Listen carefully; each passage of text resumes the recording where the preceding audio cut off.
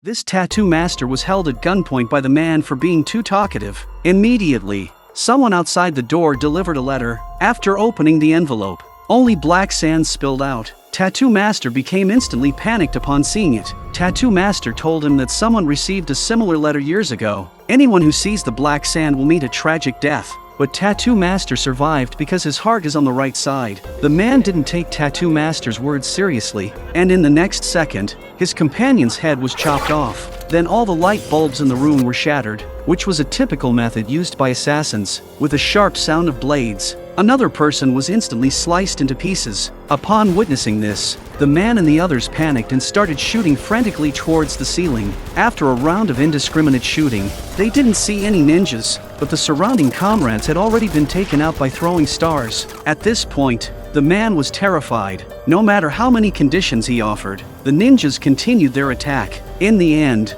these ninjas eliminated him without even revealing their faces. All these ninjas came from the same place, and it is said that they can be hired for just 100 pounds of gold. They were indoctrinated with a cruel mindset from a young age. To become a ninja, one must first overcome pain. Master Ozunu, in front of them, used a knife to cut open his palm. Then he silently recited an incantation, and miraculously, the wound healed. In addition, they had to endure devilish training every day. Ozunu gradually stripped away their humanity. Raizo was the most promising disciple of Ozunu, and his training was even more rigorous than others. If there was a mistake during training, Ozunu would beat him. Even with the floor covered in bloody footprints, he had to continue the training. At night, Raizo couldn't sleep due to the pain, but every time he got injured, his junior sister would secretly help him apply medicine. Whenever he thought about this, Raizo felt that the days of training were not so unbearable. As time passed, Raizo grew stronger and could always stand undefeated in battles. He was too kind-hearted and would always show mercy when fighting against his fellow disciples. Senior disciple Takeshi seized the opportunity and attacked him with burning coals. Instead of comforting him, Ozunu made him understand what true pain meant. After everyone left, only Raizo remained on the ground, screaming in agony. After a night of struggle, Raizo didn't die. When Ozunu opened the door in the morning, he was sitting quietly on the ground, cross-legged. After a night of baptism, Raizo had undergone a transformation. This time, even if blindfolded, he could defeat his senior disciples. His junior sister had a compassionate heart just like him. After her victory, Ozunu gave her a dagger. As the victor, she had to leave a mark on the opponent's face. However, the Kuriko was unwilling to do so, which enraged Ozunu, and rebellion must be punished. Meanwhile, Raizo, though filled with anger, knew that facing Ozunu would lead to certain death. The only thing he could do was to secretly provide some water to the imprisoned Kuriko during the night. On that day, heavy rain poured outside, and Raizo was awakened by a loud noise. He looked across and found that the Kuriko was gone. Immediately, he chased after her in the direction she had gone. The Kuriko was determined to escape and no longer be bound. Raizo wanted to stop her, but her mind was made up. After a brief farewell, the Kuriko climbed over a high wall. However, the next morning, she was captured and brought back. To send a warning to others, Ozunu had Takeshi kill her in front of everyone. Takeshi deliberately glanced at Raizo. The Kuriko also knew that she couldn't escape this fate, and this would be their final meeting. Before Raizo's eyes, his beloved girl was killed by their master. From that moment, seeds of revenge were planted in Raizo's heart. From then on, he trained even harder, solely for the purpose of seeking revenge one day. Today was Raizo's first trial to become a ninja, as his master instructed him to eliminate a boxing champion. Inexperienced Raizo chose to face the heavyweight head-on. Despite being stabbed in the neck with a dagger, the heavyweight didn't immediately fall, and he grabbed Raizo and started pummeling him. Fortunately, years of training made Raizo incredibly resilient to blows. As time passed, the heavyweight started losing consciousness due to excessive injuries. Raizo seized the opportunity and launched a fierce counterattack. After dealing with the heavyweight, Raizo reached the rooftop. Soon after, Ozunu appeared behind him, accompanied by all the fellow disciples. Ozunu brought out a fellow female disciple who had defected and demanded that Raizo execute her with his own hands. As he looked at the girl kneeling on the ground, Raizo recalled the execution of his Kuriko years ago. He regretted not being able to save her back then, but now he didn't want to repeat the same mistake. This time, he chose to fight back. Raizo removed the chain from his hand and swung it fiercely towards his master's face. This swing also marked Raizo's complete break with the clan. facing the besiegement of numerous fellow disciples. Raizo could only fight with all his might, but being outnumbered, he was eventually overwhelmed by the attacks of multiple ninjas. In the end, he was struck by countless shurikens and fell into the moat. Despite being covered in wounds, Raizo managed to endure, thanks to his incredible resilience bestowed by his master. After recovering from his injuries, he began training.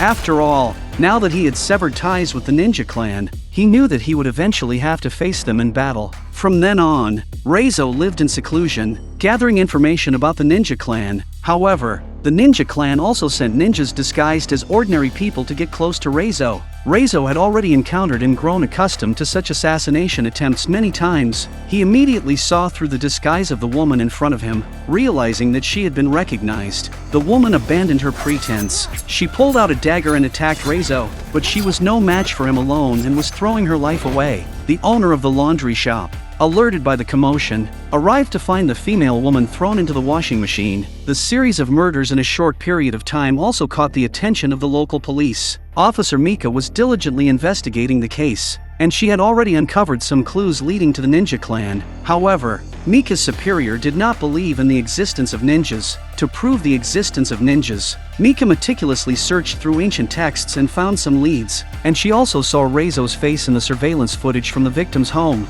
That night, when Mika returned home, she received a letter from the ninjas containing black sand. At that moment, Mika felt a cold wind behind her, and Raizo came to her rescue just in time. Becoming a top-notch ninja is extremely difficult. He practices body coordination by doing handstands on a nail board every day. He maintains an extremely low body fat percentage and only eats water-boiled noodles for food. Only by doing so can he unleash the explosive power of every muscle. In addition to that, weapon training is also essential. Among various weapons, the sickle with an iron chain hanging from it requires the most skill, but at the same time, it is the ultimate weapon of a ninja. Especially in the pitch-black night, it is the most handy, swiftly eliminating targets before they even see it coming.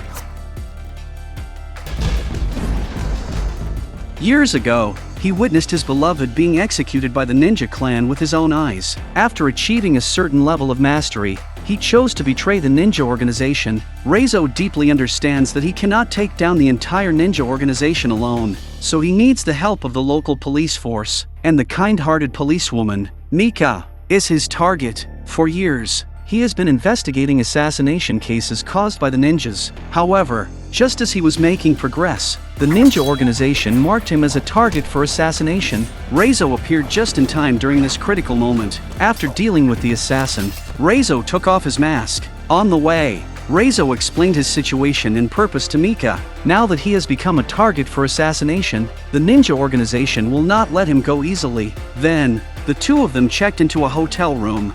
After Mika took a shower, she changed into new clothes. Then, Raizo surrounded Mika's body with cigarette smoke to eliminate any scent, because a ninja's sense of smell is extremely sensitive. Later, Mika called her superior and informed him of the situation. Then, the three of them met in the wilderness. Surprisingly, Theb's superior set a trap and used an electric stun gun to capture and subdue Raizo. They then took Raizo to a hidden dungeon and locked him up. Mika's superior hoped to extract information about the ninja organization's whereabouts from Raizo. Due to her limited authority, Mika could only apologize to Raizo, and he forgave her. However, Raizo said it was too late for everything. As the ninja group had already targeted the location, Mika quickly went to report to her superior. But suddenly, all the lights in the base went out. Dozens of masked individuals dressed in black infiltrated from the rooftop. In an instant, the armed police officers were eliminated by more than half. Mika knew that only Raizo could deal with them, so she quickly used the key to free him. After taking down one of the attackers,